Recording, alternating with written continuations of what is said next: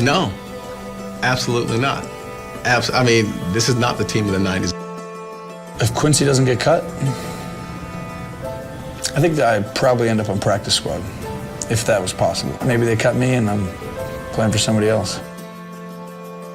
I couldn't make myself do it. I was just like, done.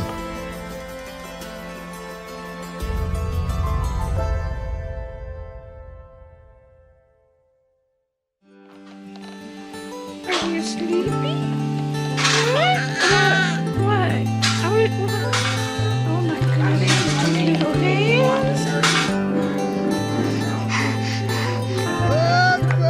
little hands. Connor, go eat it! Connor, go eat it! Go eat it! Get it again! Go eat it again! Why are you even here? Feed it, fatty. Go away. We don't even want you. Look at him. He can't even look like talk. a pumpkin. No one likes fatso.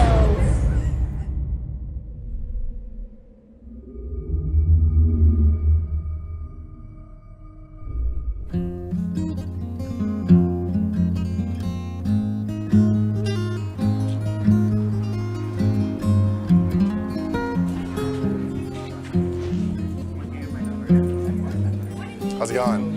I worked back there in the corner, did some computers, probably got overpaid for it because I didn't really do much, but yeah. Where's the old spot? It was over there, but now we're over here. Yeah, it was pretty much this area. I did the filing and everything. Probably messed some up, probably had to get resorted. I tried my best. The Connor I grew up with and we grew up with in the home had a lot of personality and a lot of energy and was emotional and was bouncing around and was always doing something. You know, he was never not doing something. He was always getting into something. You know, that's who he was and that's who Connor was. And it was, you know, to me, he was the baby. He got everything he wanted. He used to get into like trouble around the house and they would let him off because he was the baby and everything. What time is it? 5? And we are getting ready to induce.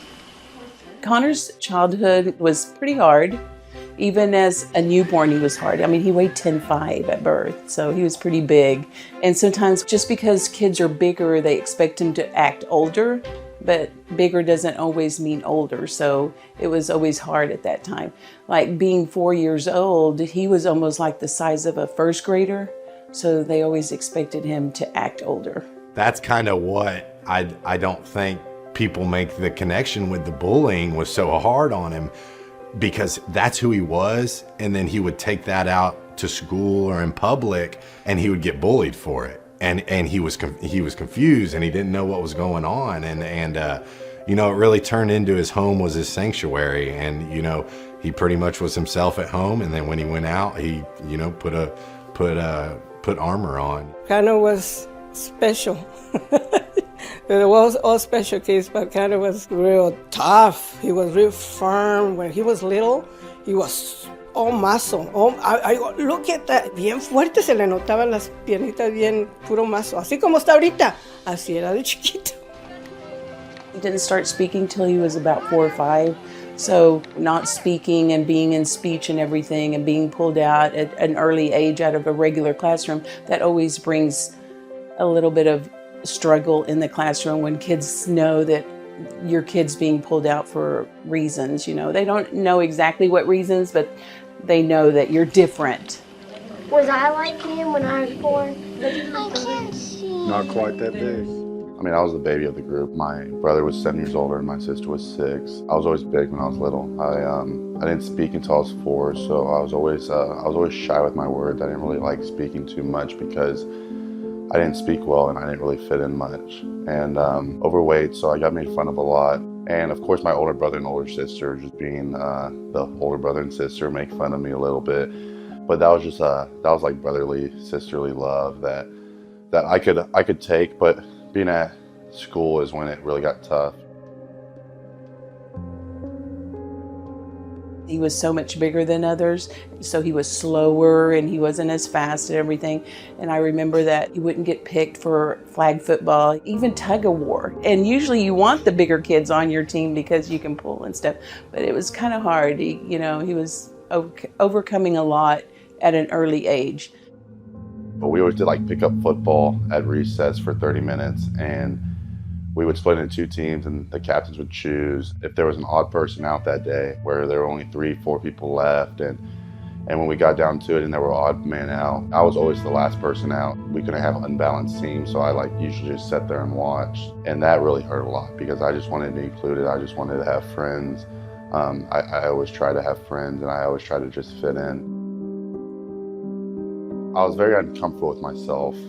Being a kid, I think I was very self-aware. I mean, like at recess, when it was hot outside, I'd be coming back, I'd be dripping in sweat. None of the other kids were dripping in sweat, and so that was kind of embarrassing. Just things like that, the small things that really like mattered and made the difference to me, that small things that people wouldn't notice was the things that kind of like really got under my skin. Una vez venía de la escuela y venía con su cabeza así para abajo. Y le decía, Cano, ¿qué pasó? ¿Por qué vienes tan tarde, Cano? Decía, mis amigos me dijeron que iban a venir y no vinieron. Y él se quedaba esperándolos. Y les hacía burla y hay veces que lo apuchaban y se caía para abajo. Una vez le dije, ¿sabes qué? Si te golpean otro día, puedo decirles que les pegue para atrás. Pégales para atrás. Pensé y dije, no, ¿sabes qué, Cano? Mejor no hagas eso. Porque tú estás correcto, tú estás en lo bien. Ellos son los que te están haciendo burla a ti. Tú te estás defendiendo, pero tú no les pegas para atrás porque tú no quieres ser como ellos. Tú eres mejor que ellos. Y él comprendía, sí, ¿verdad? Me decía. I don't want to be like them. I don't want to be a bullied person like that. Y le dije, hablaste con tus maestras a decirle lo que está pasando.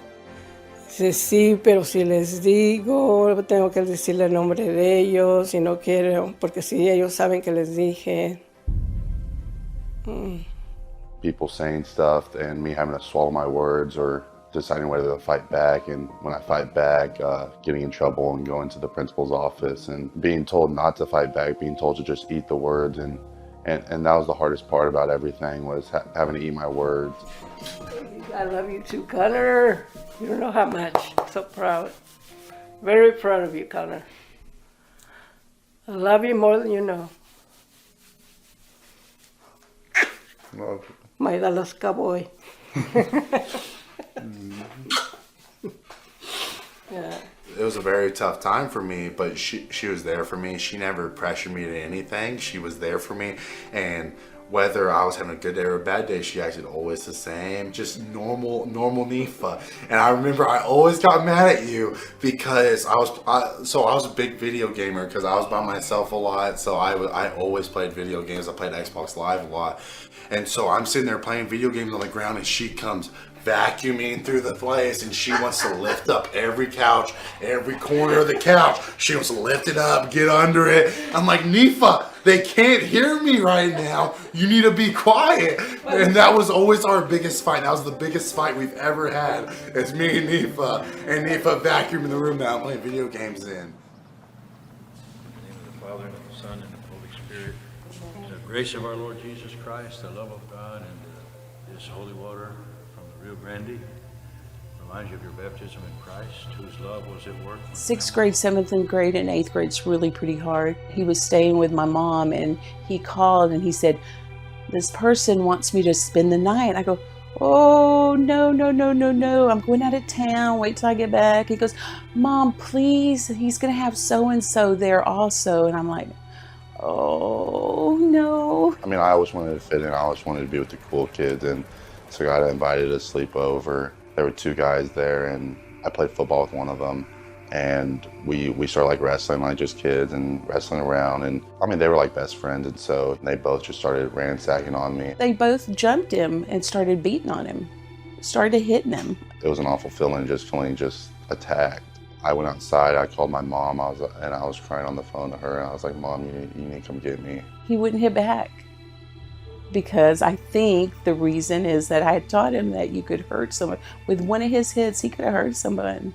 It was sad because she was so upset with herself. I remember her in the car saying, I told you shouldn't go, like I knew you shouldn't go, I shouldn't have let you go.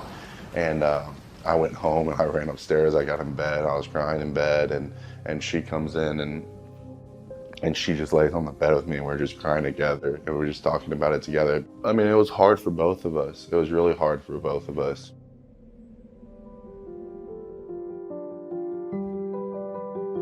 Connor always seeked for that attention too. He wanted to be a part of that, he wanted to be a part of that group that probably Dalton was in instead of Connor. He was always hanging around, and he was as big as some of us. My friends growing up were Connor's friends, and he has his role in the group where he's the little brother, and we're all kind of just, leaning on him and, giving him nookies. That's a funny dynamic there when you have 16-year-olds. You have 3 16-year-olds playing pool basketball with a 9-year-old, and the 9-year-old's holding his own, and the 9-year-old's bullying people, and the 9-year-old Connor gets mad, and everybody's like, okay, dude. I mean, Dalton was the coolest guy I knew. He was the cool cat in town, and I always wanted to hang out with him. Like, he definitely was a role model. Just seeing on Friday nights, seeing all the family go up to Coppell and going to the football games, and him being the starting quarterback, and seeing the love and seeing how happy the family was just to go and watch him, and like the pride they had with him. He was the person I looked up to. He was the person that set the path for me to walk. So it's natural to look up and idolize your older brother and want to do what he does, and he sees all the that glory position of being the quarterback and Dalton getting all the attention. So naturally he goes, I want to be a quarterback too. At that point, you have to break the news to him if you want to tell him that, Connor. You're probably not going to be a quarterback. You just don't have the build for it. You're going to be a lot bigger. He was a big kid. They weren't going to put him at quarterback. So you just got to ease the blow to him. He started small, when he was probably 6 or 7. And then by the time he was getting 9, 10, 11, he was getting big.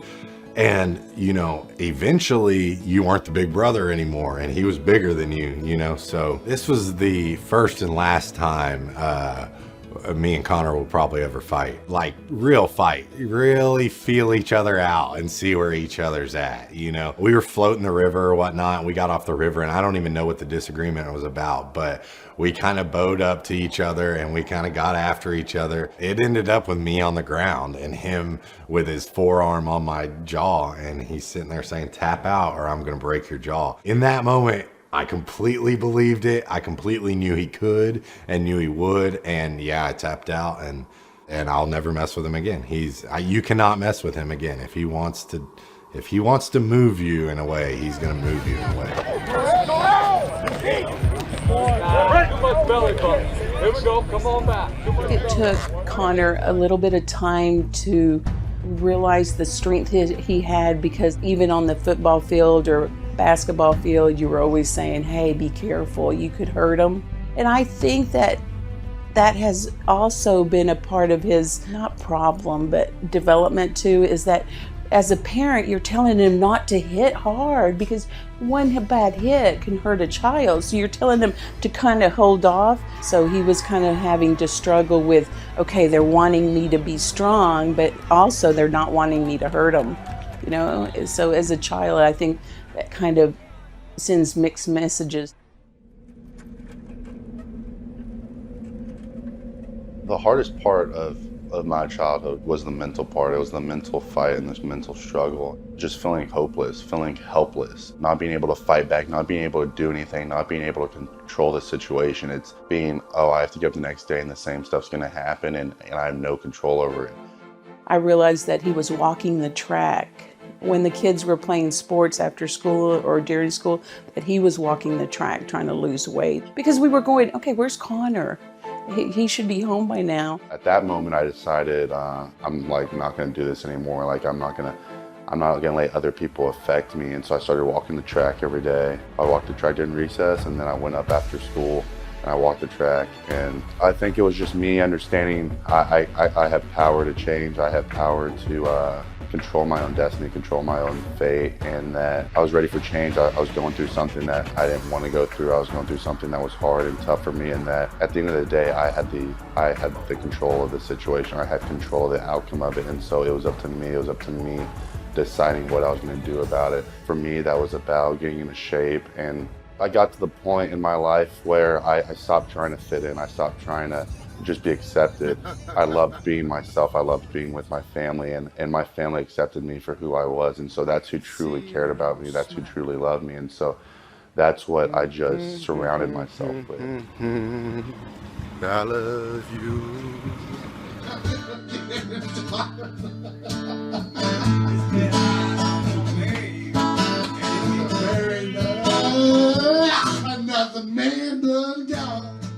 When Connor was going through, you know, a lot of the growing pains of being young, being overweight, not having a lot of friends, and he was trying to change himself, and he came to me.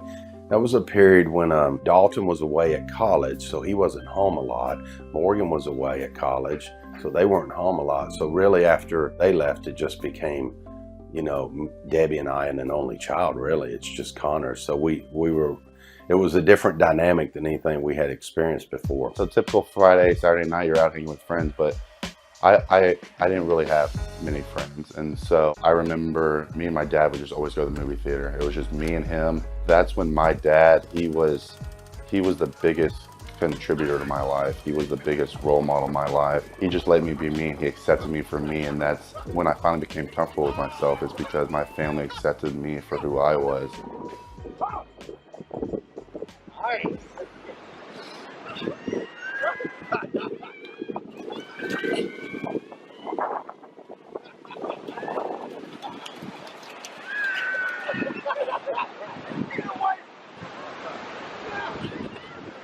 As a parent, you just want to fight your kids' battles. You want to make everything right for them. You want to make everything comfortable. But as a parent, you've got to realize that's not what's best for them. They got to fight their own battles.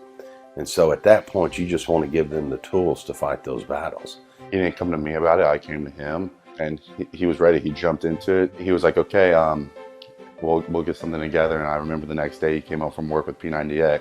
To help him, I set up the gym in the garage, got the little TV and set it up on the wall with the little DVD player. And so we would get up before school every morning and get down there. And I remember the first one, and the first one was hard, and I was tired, and I went upstairs, showered, got ready for school, and he made me breakfast. He packed my lunch like he always did. Started eating better. We started cooking healthy breakfasts with vegetable omelets and stuff like that. So we did that for a while, and it worked, and it started getting me in shape and everything. Le decía, Caro, ¿por qué no estás comiendo?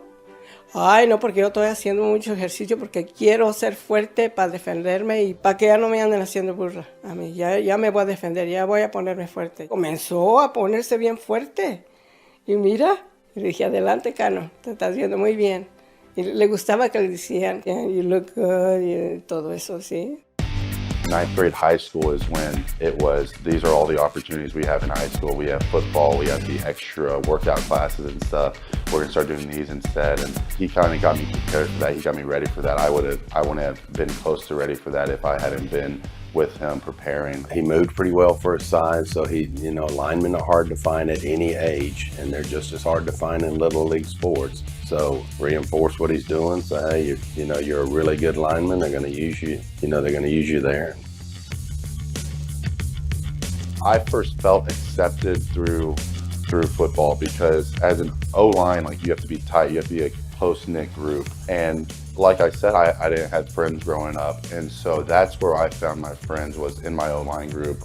Growing up through football, I mean, you go through practice together, you naturally become friends. That's been my friend group. That's been the people I've been able to connect with, is always the football team, because those are the people you can work with. Those are the people that are naturally there for you. And so getting into high school, that's really where I appreciated football, is that it naturally makes you meet people, and meet people that you grind with, you go through a lot with, that make you brothers for life, just because y'all were going through the same thing. And it takes a lot to go through that. We're going offense on three. 1, 2, 3, offense! Dalton came out of Akron as a fifth-year senior and had a free agent deal with the Cowboys as a quarterback. I equate it to, I was in algebra and they threw me into third level trigonometry without having to go through calculus and all the steps. I mean, I'm sitting there in practice, and I have Tony Romo's jersey in my closet, and I'm sitting there next to him in practice, you know, practicing football. I spent a third of my time starstruck. I spent a third of my time just treading water, trying to survive. And I spent a third of my time just working my tail off, you know, trying to stay in the building. Dalton was there for a couple of months and got cut. And, you know, it's hard when you get cut. They were our team. We had season tickets before my kids were born. We were there during the Super Bowl years with Jimmy Johnson and Barry Switzer. So we were fans. Then they cut your son, and it's like, okay, I'm not a fan anymore. I'm done.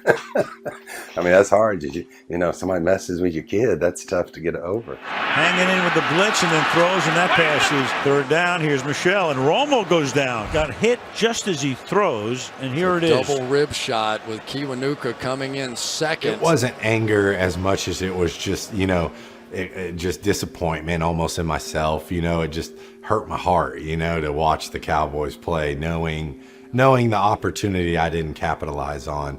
But, you know, there's never love lost. I slowly got over that, you know, and then, you know, you start watching them again, but it wasn't the same after that. And then lo and behold, they come along and draft your younger one, and you're a fan again. The Dallas Cowboys select Travis Frederick. I was in the same draft class as Travis Frederick. He was a rookie center, and I was a rookie quarterback. So every day before practice, I was out there taking snaps from Travis Frederick. And I'll never forget I'd never taken an under center snap until the NFL.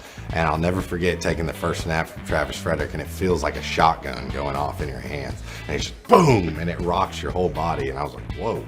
You know, Connor got to see all that. And maybe he didn't realize it at the time, but, you know, those were opportunities where him being able to hang around a first-round draft pick. That's stuff that he saw firsthand, and he got to learn, and he got to grow up with. I know Connor went to the movies with Dalton and Travis, and I remember Connor coming home after that and going, that guy's a first-round draft choice, and he ordered a medium popcorn. When you turn, he goes over the top. All you can do is turn and chase him. But if you're a little more square, as you feel him doing that, you can drive up the field with that inside foot. I think I was in early high school or like late middle school when I went to the movie with Travis, and so just looking up to him and be like, whoa, and he was Dalton's roommate. He definitely served as an inspiration, but when they used Coppell as the indoor, I remember sitting out there and watching it. The same feeling other people have when they see us walk in the building. It's like, oh wow, like just looking up to them and everything, and now being able to be in the same room as them, it's I mean, it's amazing, and it took me a little bit of getting used to of saying, oh my God, these guys are my role models. These guys are the unreal, like, oh my God, and that's Zach, that's Travis, that's Tyron too. I mean, these are my teammates, these are my brothers, and we're gonna die together. Did I ever feel envy for Connor and his path? That's a philosophical question for me. You know, I think when you're young, you spend your time being envious and you know, wanting what other people have, and then one day I think you reach a point where you're like, I'm not gonna waste my whole life freaking worried about what other people have, and I'm just gonna be thankful for what I have, you know? So I would never allow myself to feel like that for Connor. That's my brother. He deserves everything he's got. He worked his tail off to get where he was, and he deserves all that, especially once you get to know who he is and you realize how hard he worked and how much self-control it took and how much discipline it took for him to get where he was. I'm very proud, and I'm very, you know, I look up to Connor because he's obviously applied his lessons more efficiently than I have. So I don't envy him. I look up to him. I never really believed, I mean, I thought like maybe I could go to college for football, but I wasn't really ever sure because I always had this sense that I doubt myself because of the past, because of what I did go through. And so there's always a little bit of self-doubt there. You look at this day, Connor, you just go back to a year ago, it's hard to believe that ESPN ranked 64 offensive tackles ahead of you in their high school rankings. I'm sure at least at some point in time you glanced at those rankings. Going in my senior year, I had no offers, and Dad, he paid for like recruiting services to try to help get my name out to small schools so maybe I could get a scholarship. And come spring ball of my senior year, the head coach walked in and said, hey Connor, by the way, UNT called up today and they said they're offering you a scholarship. And he played it off like it was a casual thing, and it was unreal. And then in the next month, 38 schools offered me in the next month. And it just took off, and it was something I never dreamed of. It was something that I never thought could be possible. When you know, he was getting recruited, believe it or not, it's very stressful. You think, how can that be stressful being recruited? Well, when you go to, or you have 30 different scholarship offers from different colleges in the country, and you got to narrow them down to where you're going to go to, or your top 5. that can be very stressful because, you know, you're going to be spending the rest of those 4 years, which will be a life-changing moment in your life. You got to make sure it's the where you want to go to. When I was getting offers and I was getting panicked because all this, I mean, in a month, I mean, I was getting panicked, and I was just crying to him, and he's like, hey, like, I'd die to be in your shoes, like, you should take advantage of the moment. I was a junior in high school, and we were doing a spring football game, and it was an annual ritual for as soon as the spring game was over.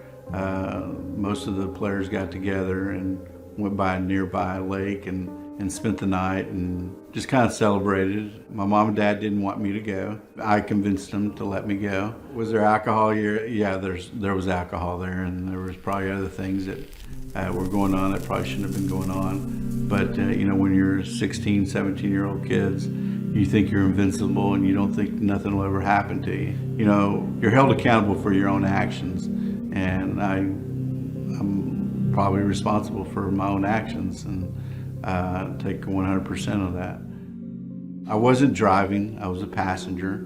Probably about an hour or two into the little celebration where me and a buddy of mine said, you know what, there's a bunch of guys out here just celebrating. There's a drill team party going on, why don't we head over there? So we drove another 45 minutes or 30 minutes. We stayed there and hung out for a little bit. As soon as all that was over, we looked at each other and said, you know what, we go back out to the lake, see what everybody else is doing out there. So we decided to do that, but before we did that, I recall stopping in at a gas station, filling up the truck because we were running low on gasoline. We got on the road, fell asleep, and that's the last thing I remember.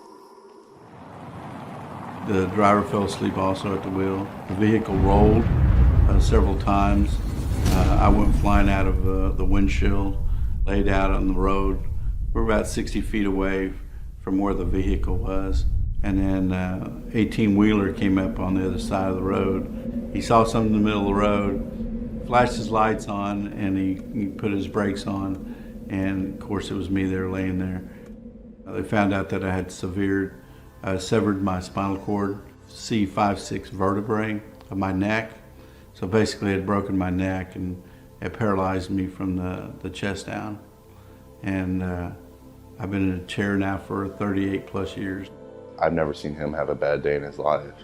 And for me to sit there and say, oh, poor me, or think I have it bad when he is in the situation he's in and he's sitting there smiling every day and just showing up there no matter what for us, through sporting events, through everything, then it's time to sit back and say, okay, like, we were very blessed, and we're very blessed just to be here. That is a star in the making, left tackle Connor Williams. He's in there scrapping his great technique. He looks the part. He's tall with long arms. I always dreamed of playing in the NFL, but at the end of the day, you have these coaches telling you the chances and the ratios and how slim of a chance it is. To make it to the NFL, you got to be really good. You got to be talented, but there are a lot of talented players out there. And to make it to the NFL, a lot of things have to work out right. A lot of pieces have to fall into place. You got to get with the right team. You got to get with the team that needs you. You got to have the right position, have the right coaches. Everything has to fall into place. Texas hasn't had a first rounder go last year. They had one in 2016. Who do you think has the best chance this year? Well, Connor Williams, the left tackle, has an opportunity. He's kind of a borderline first-round pick. I think the last Texas offensive lineman to go in the first round was back in 2002 or 3. They haven't even had a lineman go since 08. You work so hard through high school and college, and you expect that draft night's going to be like just complete celebration, no worries, I'm going to the NFL, life is good. And, you know, as true to his story, you know, it wasn't going to be like that. I got my suit and everything on. I got like a watch and everything. I was really excited to go with the family. The 2018 NFL Draft, Texas style. This is crazy, dude. It's cool. This is crazy. That jacket's perfect. I know, it works. Let's get it started. The Cleveland Browns are on the clock. We sit there and the draft finally starts and I remember Baker getting first and it just one after another and just waiting for the name to get called and just sitting in that room, and it started getting empty. It started getting hard. You know, you watch all those other guys get drafted and you're so happy for them, but you know, you're sitting there waiting for your number to be called, and then you know you hit the realization that you know his number wasn't going to be called that night. There were points I wanted to get up and just leave, just how difficult it was, because we just had hopes and just seeing these teams take the other people. And finally the last pick came and they drafted Lamar, and they ended, and I think there were three that didn't get drafted that were in the room. And you're kind of hit with a flood of emotions there, and you want to get angry and you want to get sad and you know you want to get mad at the system and mad at the people, but you know that the lesson we have learned is just let it happen. It was still hard getting up the next day and going to the draft, because it was like, okay, I was here to be a first rounder, and I didn't get that. We sat there and started going pick by pick again and started getting deeper, and it was just, oh my gosh, like, okay, met with the Eagles. The Eagles loved me. I know they'd draft me. They didn't draft me. And then finally the Cowboys came up. I didn't really talk to them much. All I did was go to Dallas Day and work out for them. So usually around minute 5 or 6, you know where you're going. You get a call. It got down to 2 minutes on the board. My phone hadn't rang. I mean, we were sitting there wondering, my phone was broken.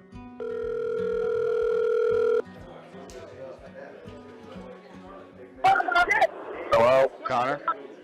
Yeah. Got somebody who wants to talk to you. It's Dallas Cowboys. Hold on.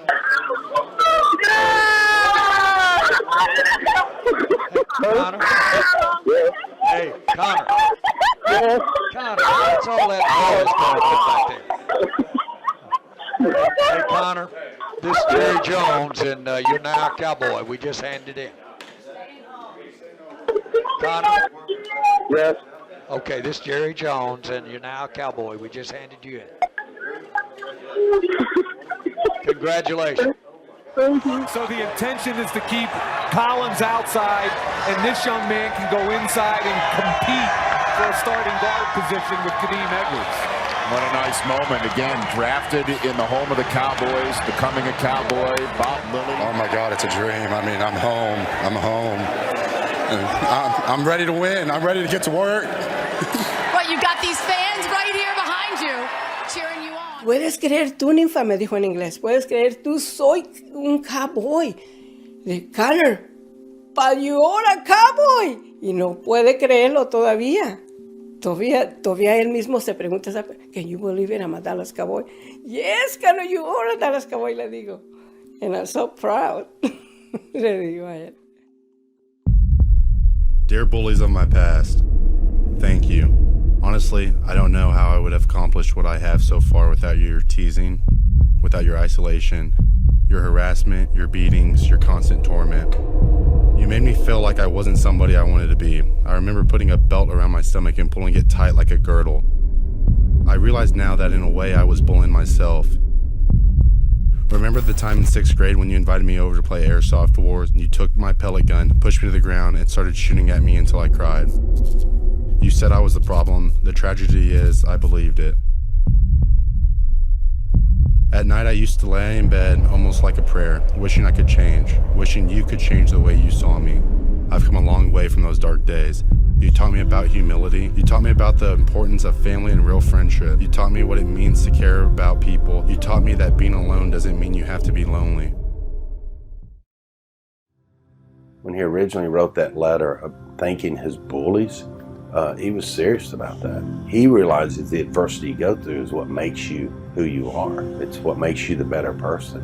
It's not the success where you grow, it's the adversity. I mean, if you win every football game, you don't ever change anything, okay? When you lose is when you go find a way to get better. One of the things I remember saying is, Connor, you know what? One day you're going to grow into your body and then everybody's going to want to be your friend. And he remembers that day that I told him that, because you can't sit there and blame all the kids for what they're doing. You have to kind of help your child in what he's dealing with and let him know that, you know, things happen to people. One of the most important things is you can't break your child's spirit. You always have to let them be who they are. You do. You have to let them be who they are. And along the way, You can't allow them to get their spirit broken. And you have to be there to help them all the way. We want to stop bullying. We want to teach our kids right, to respect other children. But at the end of the day, kids are going to be kids. And there's going to be adversity.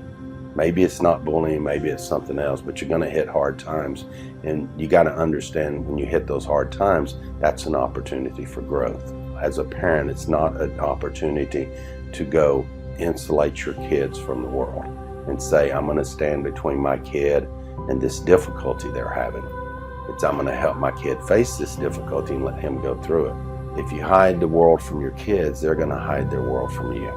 You can't hide the world from the kids. You can't set up a little world around them where it just allows them to be that person that makes you comfortable. They're going to have to live in the real world one day. You're not going to be able to keep a bubble around them forever. I was born to be great, not about the fast cars, big dreams and names, and the bright lights, the best nights are waiting for me. I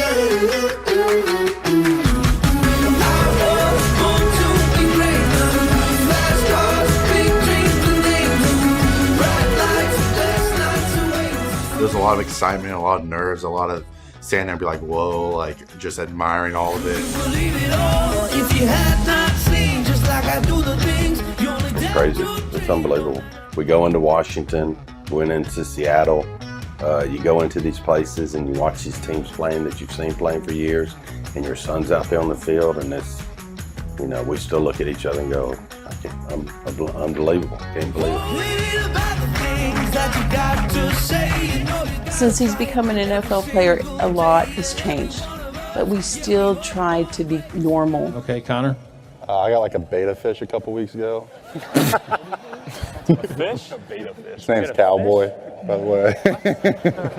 During football season, we can't talk about football because he needs his time away from football. He goes in and he puts his time in, and then after, he doesn't want to, just like sometimes we don't want to talk about work, he doesn't want to talk about it. He wants it to be a place where it's family, not work.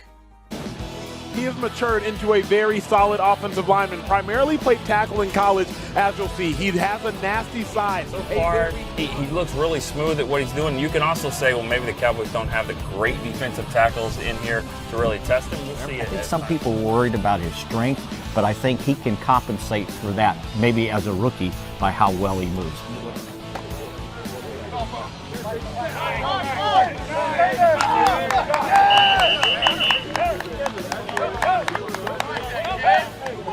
Coming in, there was a lot of nerves, a lot of expectations on myself. I was playing hard, and I was definitely, I felt like I was progressing week by week. There was a lot of things I didn't know that I needed to learn. The transition to the NFL itself is hard, and so the transition between positions was really hard. I was a little too light. Probably would have been okay at tackle, but I wasn't at guard. You'll get stronger, obviously, as you go through the league.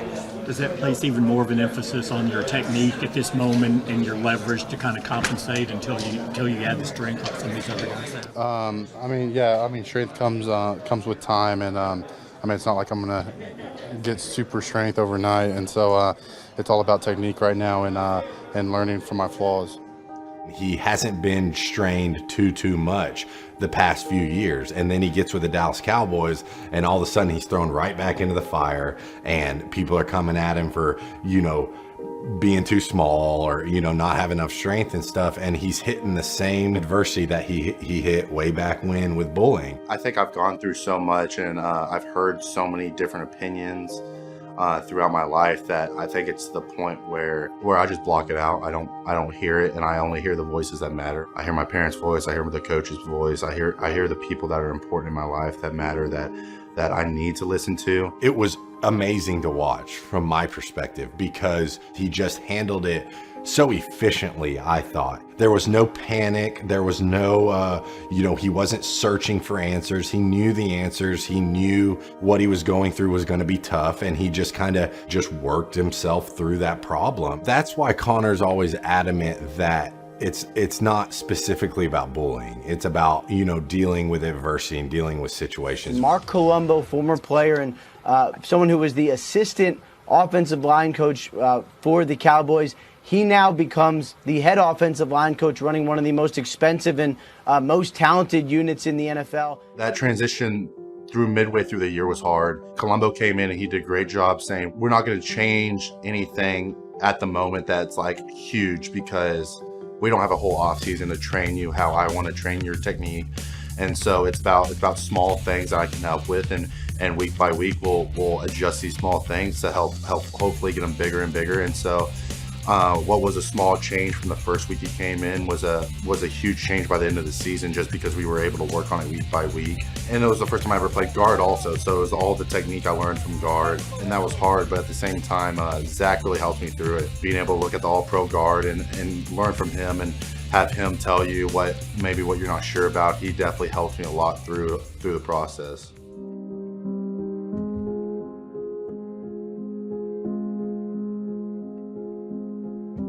Bye week, you made the trade, you made the change with Colombo getting promoted. Are there any other changes that you guys can make? Do you consider taking Connor Williams out and moving in somebody else at left guard? I meant to mention Connor Williams hurt his knee, and don't anticipate him practicing right at the outset, a potential scope for his knee here. So we'll give you more information on that as we go. From the time I was hurt, it gave me a good chance to reset. The season's long.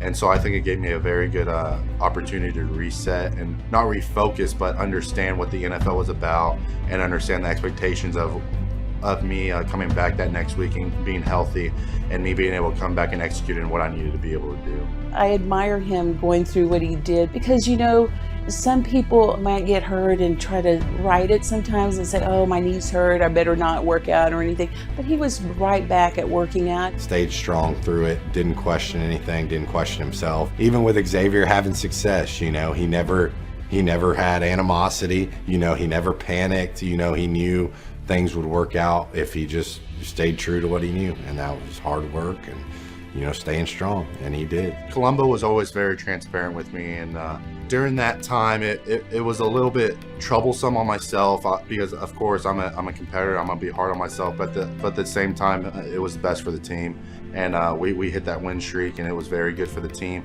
And so I told Colombo, I mean, wherever you need me, you put me. Coming out of the break, this is bad news. Zach Martin, he's down at the 24-yard line. Medical staff were out to tend to him. Zach got injured in the middle of that Eagles game, and so I stepped right in, and I think I was very in good mindset for that and ready for that opportunity.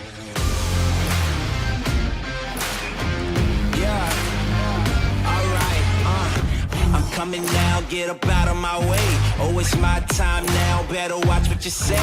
Trained all my life like every day, cause it's game time now, oh, and we don't play. The way he was able to adapt so quickly as a rookie, you're talking about a new position, you're talking about being underway, you know, you're talking about a whole new league. I think it's very impressive. I think it speaks to his mental capacity and, you know, his self-control and his self-discipline, that he was able to just adapt so quickly to what was needed from him to have success in the NFL.